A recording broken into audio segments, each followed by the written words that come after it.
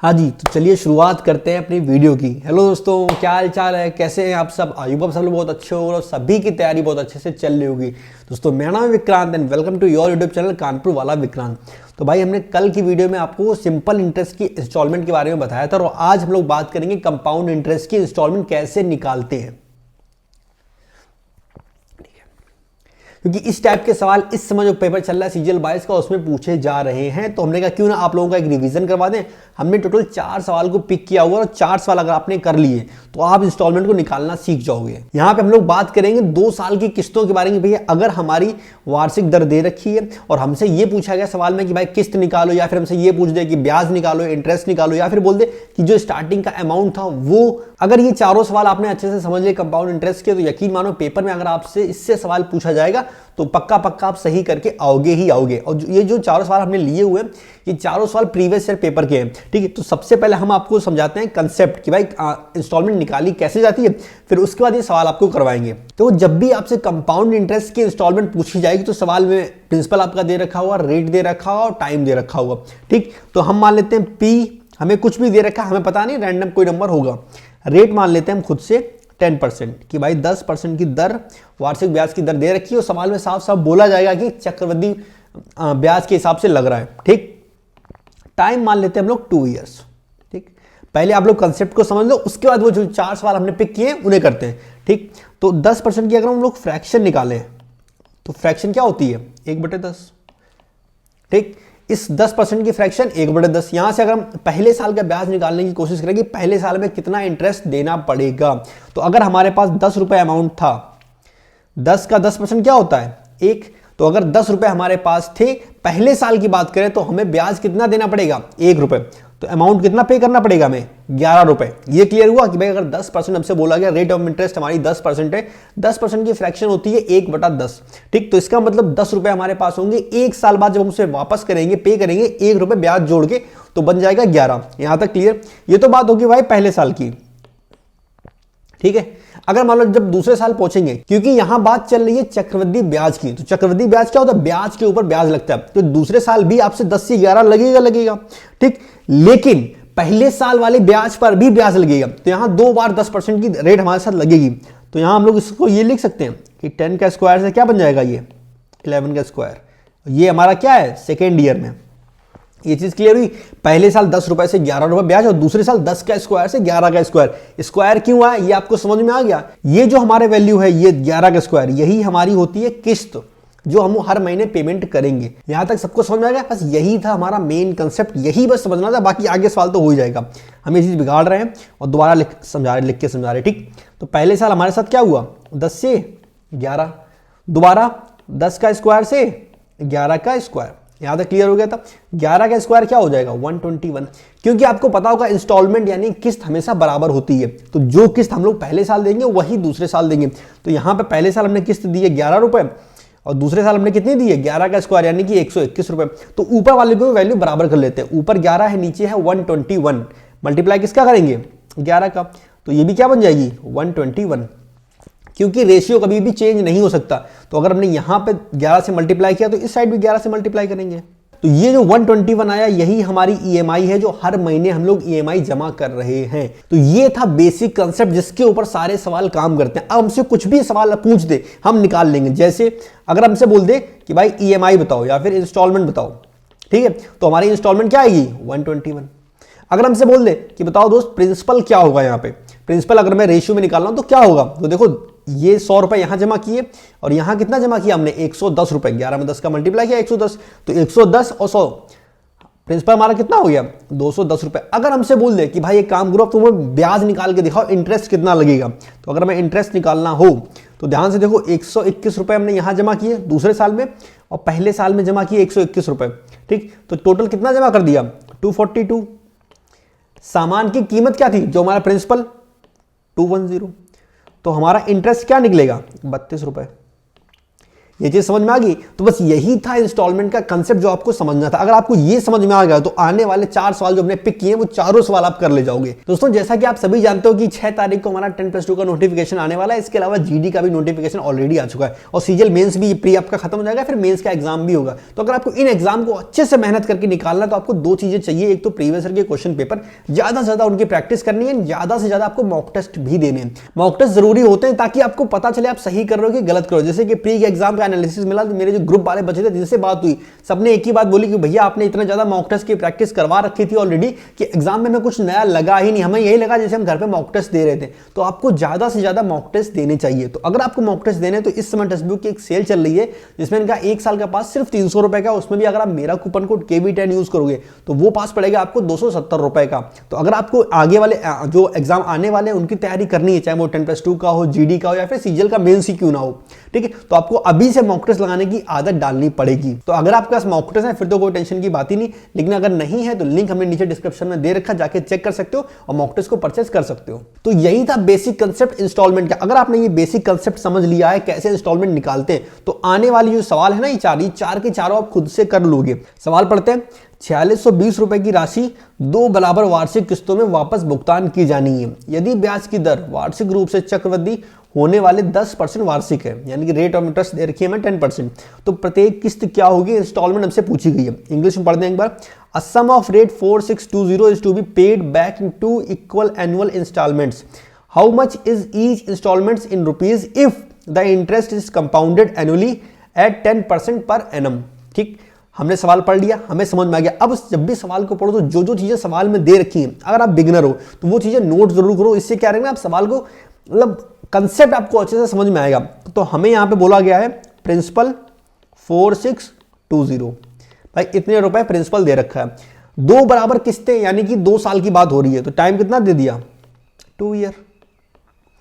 उसके बाद बोला गया रेट ऑफ इंटरेस्ट हमें दे दी कि 10%। रेट ऑफ इंटरेस्ट क्या है, 10%।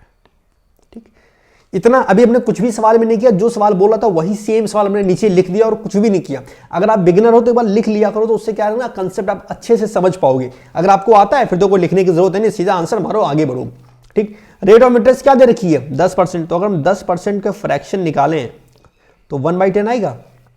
क्लियर, इसका मतलब है पहले साल 10 रुपए पे 11 रुपए हमें वापस करने पड़ेंगे। 10 रुपए थे, 1 रुपए ब्याज जुड़ेगा, 11 रुपए हमें देने पड़ेंगे। दूसरे साल की अगर बात करें तो 10 का स्क्वायर 11 का स्क्वायर। ये कहां से आया स्क्वायर, ये हमने आपको भी पीछे समझाया। क्लियर, 11 का स्क्वायर क्या होता है, 121, क्योंकि हमारी इंस्टॉलमेंट बराबर होनी चाहिए। ठीक है, तो नीचे अगर 121 है तो ऊपर भी 121 होना चाहिए। इसके लिए मल्टीप्लाई किसका करेंगे, 11 का। अब इधर 11 का किया है तो दूसरी साइड भी 11 का मल्टीप्लाई कर दो, तो इधर हो जाएगा 110 और ये 10 का स्क्वायर 100। सेम इधर क्या हो गया, 121। यहां से हमें पता चल गया 121 हमारी इंस्टॉलमेंट है और टोटल जो प्रिंसिपल होगा वो कितना रहा होगा, 210, कि 210 रुपए हमें प्रिंसिपल होगा। उस पे हमें कुछ ब्याज देना पड़ा जिससे हमारी इंस्टॉलमेंट कितनी बनी, 121। अब देखते हैं सवाल में क्या क्या दे रखा है और क्या पूछा है। सवाल में क्या दे रखा था, प्रिंसिपल 4620 रुपए, हमारा प्रिंसिपल कितना निकला, 210 रुपए। तो 210 किसके बराबर होगा, अगर हम इसे इधर साइड में कर दें, 210 वैल्यू किसके बराबर होगी, 4620 रुपए के। 0 से 0 उड़ा दो। एक की वैल्यू अगर हम निकालें तो 462 दिख रहा है ना। और हमसे सवाल ने पूछा क्या, किस्त निकालो। किस्त हमारी कितनी निकली है, 121। तो एक की वैल्यू आ गई, इसमें क्या मल्टीप्लाई कर दे 121 का। रुको जरा छोटा कर दे अपने आप को, तो आपको सवाल अच्छे से क्लियर दिखाई पड़ जाए। ठीक है, तो एक की वैल्यू निकला ये 462/21। हमसे पूछी किसकी की है, 121 की। ठीक, काटो भाई, 41 से काटोगे, 41 दूनी 42, 2 बार जाएगा, फिर 4 बचा, फिर 2 बार। ठीक, तो आ गया कितना, 22 गुणा 121, मल्टीप्लाई कर लो, 242 ये, 242 ये होगा कितना, 2662। ठीक, दिख रहा ना आंसर। तो हमारा आंसर क्या आएगा, 2662, यानी कि ऑप्शन सी हमारा करेक्ट है। तो ये था सवाल। देखो जो कंसेप्ट हमने आपको पहले सिखाया बस वही कंसेप्ट को हमने इसमें लगा दिया, हमारा आंसर आ गया। आगे बढ़ते हैं नेक्स्ट सवाल की तरफ। तो दूसरा सवाल दे रखा है, सवाल पढ़ो। x रुपए की राशि उधार ली गई, राशि कोई उधार ली गई, हमें पता नहीं है कितनी। इसका 35,280 रुपए की 2 बराबर वार्षिक किस्तों में भुगतान किया गया। यदि ब्याज की दर 5% वार्षिक थी और ब्याज वार्षिक संयोजित था तो x का मूल्य क्या होगा। मतलब x मतलब जो राशि उसने उधार ली थी, यानी कि हमसे पूछा गया है प्रिंसिपल। सवाल में दिया क्या क्या है, ठीक, हमसे सवाल ने पूछा है प्रिंसिपल। सवाल में किस्त दे रखी है 35,280 रुपए और ब्याज की दर रेट दे रखी है 5%, ठीक, और हमसे पूछा गया x यानी प्रिंसिपल की वैल्यू पूछी गई है। सवाल सबको समझ में आ गया, पढ़ लो अच्छे से और अपने आप को बड़ा करते हैं थोड़ा सा यार, छोटे छोटे लग रहे हैं, ठीक। तो भाई यहां में किस्त दे रखी है, रेट ऑफ इंटरेस्ट दे रखी है, टाइम दे रखा है और पूछा गया है प्रिंसिपल की वैल्यू। तो पहला काम जो आपको करना है वो सेम जो हमेशा कंसेप्ट हमें लगाना है कि भाई दो 5% हमारी क्या है रेट, ठीक, इसको फ्रैक्शन में चेंज करो तो आएगा 1/20। यहां तक क्लियर। यानी कि पहले साल पे 20 रुपए पे क्या मिलेगा 21 रुपए। दूसरे साल की बात करें तो स्क्वायर कर देंगे तो 20 का स्क्वायर 400 और 21 का स्क्वायर 441।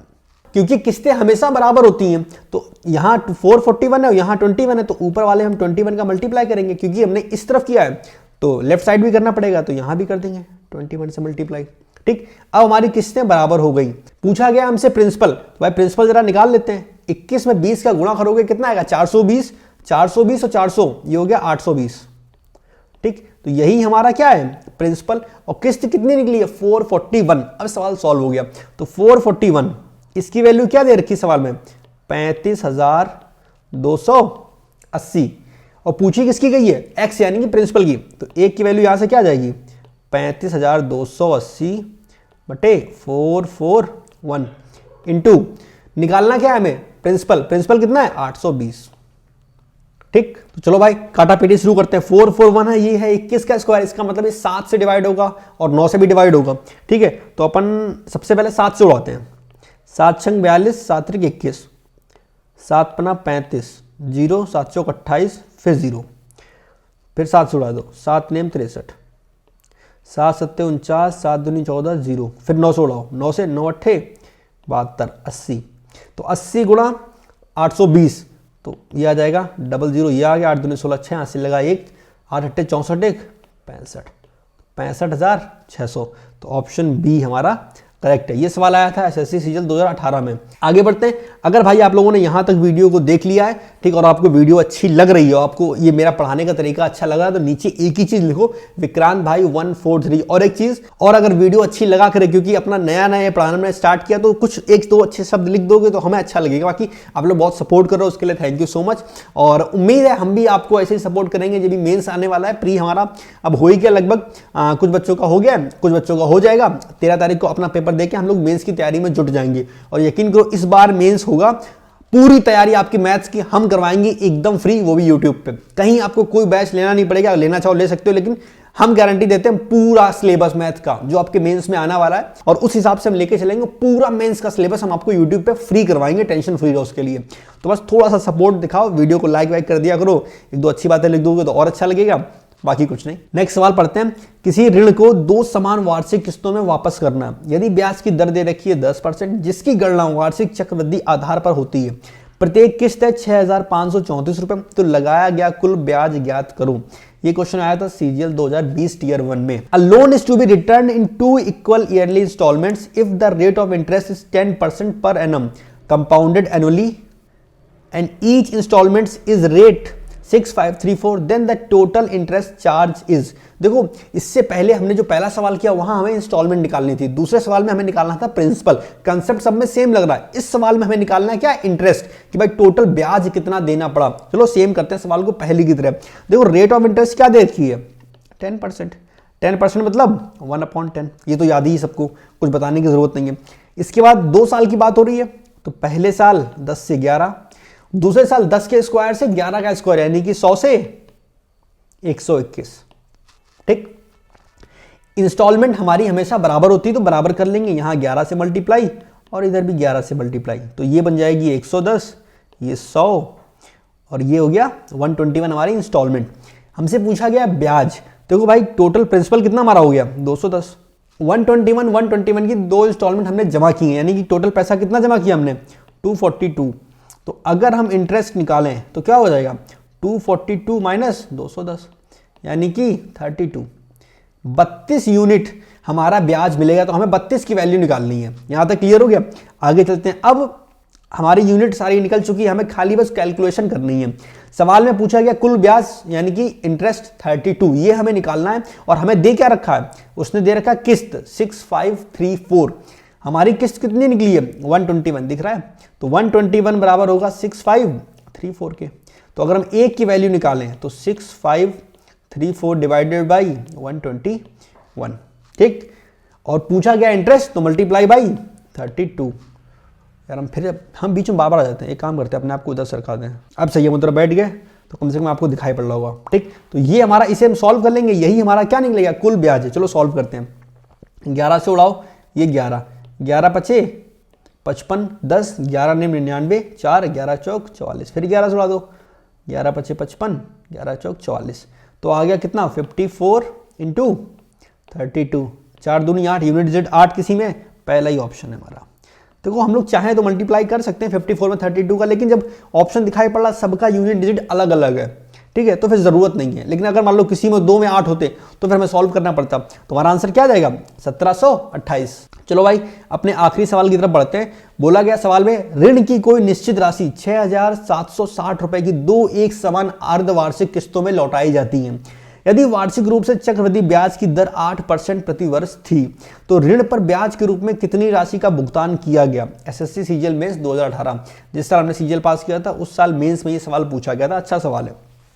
देखो इस सवाल में और इससे पहले वाले सवाल में थोड़ा सा डिफरेंस दे रखा है। यहाँ पे जब भी इससे पहले किस्तें बनती थी वो वार्षिक बनती थी, लेकिन इस बार सवाल ने बोला है कि 2 एक समान अर्धवार्षिक किस्तों में, यानी कि जो किस्तें बनी हैं वो हर 6-6 महीने में बनी हैं, ठीक है। लेकिन हमारी रेट जो है वो दे रखी कितनी 8% प्रति वर्ष के हिसाब से, और जो किस्तें बनी है वो 6 महीने के हिसाब से। तो भाई हम क्या करेंगे, जो अपनी रेट है ना उसे भी 6 महीने के हिसाब से डिवाइड कर लेंगे। तो अगर एक साल में 8% लगती है तो 6 महीने में कितनी, यानी कि अगर 12 महीने में हमें देनी पड़ रही है 8% रेट ऑफ इंटरेस्ट, ठीक है। तो अगर हम 6 महीने का निकालेंगे तो हाफ हो जाएगा, यानी कि 4%।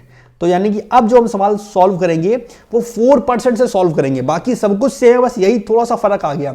अर्धवार्षिक है तो रेट ऑफ इंटरेस्ट हमने क्या कर दी हाफ। अब सवाल पहले की तरह करते हैं। देखो 4% की फ्रैक्शन क्या होती है, अगर हम निकालें तो होती है 1/25, यानी कि पहले साल की अगर बात करें तो 25 से 26, दूसरे साल की बात करें तो 25 का स्क्वायर 625, और 26 का स्क्वायर क्या होता है, अगर नहीं याद है ऊपर वाला माफ नहीं करेगा, बिल्कुल माफ नहीं करेगा, ध्यान रखना, ठीक भाई। अब हम क्या करेंगे, ईएमआई को अपनी बराबर कर देंगे, तो ऊपर मल्टीप्लाई किया 26 से, इस तरफ भी क्या कर दो 26 से मल्टीप्लाई। हमसे सवाल में पूछा क्या गया कि भाई ऋण पर ब्याज के रूप में कितनी राशि का भुगतान किया गया, ब्याज के रूप में कितनी राशि, यानी कि टोटल इंटरेस्ट हमने कितना पे किया। इंटरेस्ट निकालने के लिए क्या करते हैं, सबसे पहले प्रिंसिपल निकालो एंड जितनी किस्तें दी हैं वो उससे माइनस कर दो, पता चल जाएगा। तो अगर हम किस्तों की बात करें मेन पहले, तो भाई 676 की 2 किस्तें दी तो कितना पैसा हमने दिया होगा, 6 दूनी 12 2 हासिल लगा 1, 7 दूनी 14 15 5 हासिल लगा 1, 6 दूनी 12 1352 रुपए। तो 1352 रुपए हमने उसे जमा किया। अब निकाल लेते हैं प्रिंसिपल। तो भाई प्रिंसिपल क्या होगा, इन दोनों को जोड़ दो, तो 25 छक्का 150 0 हासिल लगे 15, 25 दूनी 50 15 65, ये कितना आ गया 5 7 1275। तो प्रिंसिपल हमारा कितना आ गया 1275। तो 1275 रुपए की राशि थी, हमने उसके बदले चुकाया कितने 1352 रुपए। तो अगर हमें अपना इंटरेस्ट निकालना हो, ठीक, इंटरेस्ट कितना आएगा, तो इन दोनों का डिफरेंस निकालना है भाई। 1275 रुपए उधार लिए हमने और 1352 रुपए चुकाए, तो इंटरेस्ट कितना आया माइनस कर दो, तो इधर से आएगा 25 और इधर से 52, ये हो गया कितना 77। देखो हमेशा लिख के ना माइनस करो, मतलब अभी 12 में से 5 घटाओगे 7 आएगा, ऐसे मत करो। जैसे आपको दिख रहा है 1275 1300 से 25 कम है और 1352 ज्यादा है, तो 25 और 52 जोड़ दो 77 हमारा निकल आएगा, ठीक। अब जरा ऑप्शन की तरफ नजर डालो, तो ऑप्शन ध्यान से देखना 75 810 790 770, ठीक। तो 77 का मल्टीपल होगा क्योंकि हमसे पूछा गया इंटरेस्ट यानी कि ब्याज, और ब्याज है कितना हमारा यूनिट में 77, तो जो आंसर होगा वो 77 का मल्टीपल होगा, और 77 का मल्टीपल एक ही है क्या 770, ठीक है। तो हमारा अगर इंटरेस्ट 77 यूनिट था तो आंसर क्या जाएगा 770, पूरा सॉल्व करने की जरूरत भी नहीं है। तो बस यहाँ पे खत्म होते हैं हमारे 4 सवाल और हमें उम्मीद है अगर आपने ये चारों सवाल अच्छे से कर लिए तो कंपाउंड इंटरेस्ट की इंस्टॉलमेंट में कोई दिक्कत नहीं आई थी। ये था 2 साल का, हम 3 साल का ही बता सकते थे लेकिन वो भी सेम होता है तो कोई खास बहुत ज़्यादा फर्क है नहीं। और एग्जाम में अभी 2 साल का ही पूछा जा रहा है और इससे पहले के एग्जाम में भी 2 साल का पूछा गया था। तो आप 2 साल का पढ़ाई करके जाओ और उम्मीद है आपकी शिफ्ट में अगर ये वाला सवाल आता है इस टाइप का इंस्टॉलमेंट क्या वो सिंपल इंटरेस्ट का हो या कंपाउंड इंटरेस्ट का हो, आप पक्का सही करके आओगे। तो फिलहाल इस वीडियो में इतना ही। हमें उम्मीद है वीडियो आपको अच्छी लगी होगी। अगर वीडियो अच्छी लगे तो वीडियो को लाइक कर दो, अगर आप चैनल पर नए हो तो चैनल को सब्सक्राइब कर दो। बाकी अगर ये वीडियो अच्छी लगी, आपको मेरा पढ़ाने का तरीका अच्छा लगा तो नीचे कमेंट सेक्शन में जरूर लिखना विक्रांत भाई 143। हम मिलेंगे नेक्स्ट वीडियो में, तब तक ले टेक केयर, बाय बाय, मजाक करो, ऐश करो, खुश रहो, खुश रखो, बाय।